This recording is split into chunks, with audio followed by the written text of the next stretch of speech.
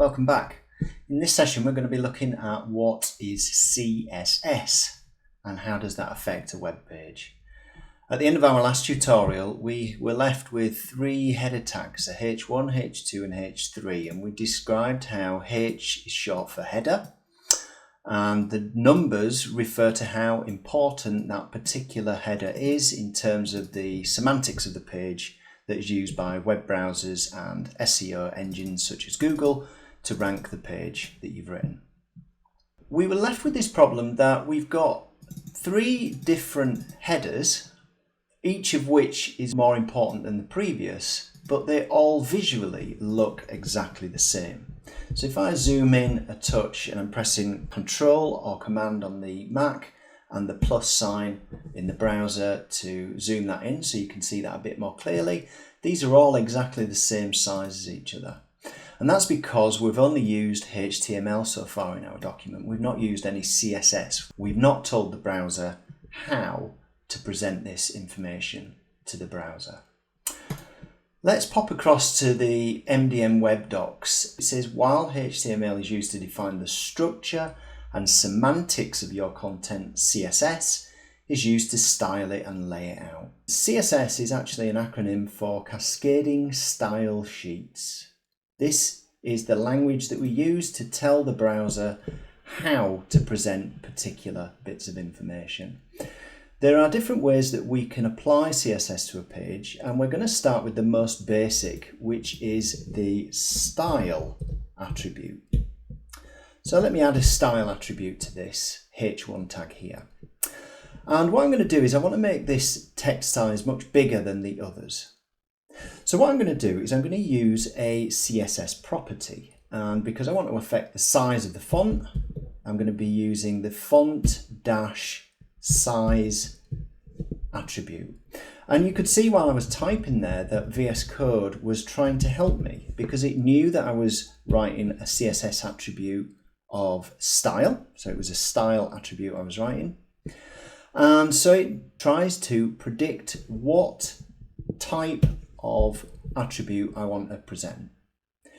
And it's seen that I want to select a font size, so I hit the tab key there to select that, and it's auto completed it for me. And now it's gone a step further and we've got all these different units for the size of text in a particular web page.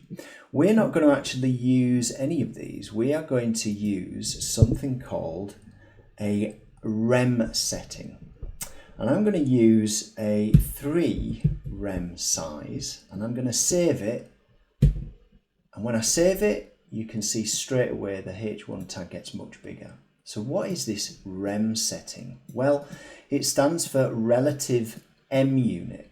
The unit M is actually a throwback to old print days where the size of text was calculated relatively to the width of the M character in the typeface, so the letter M.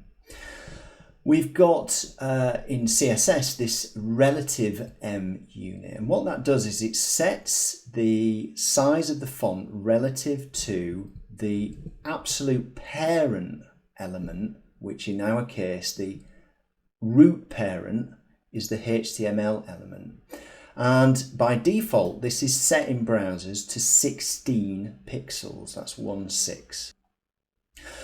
I've set this to 3 rem, so it's to 3 times the size of 16, so it's much bigger. This is 3 times the size of these last two. If I was to set this to 1 rem, for example, and click Control and S, that will set it back to exactly the same size as its previous two.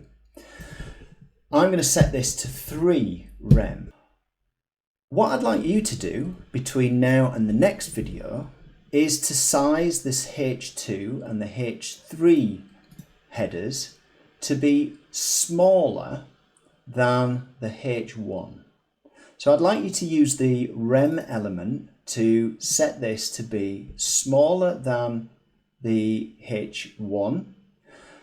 The H3 needs to be smaller than the H2, but of course we want the H3 element to be slightly bigger than a normal text size.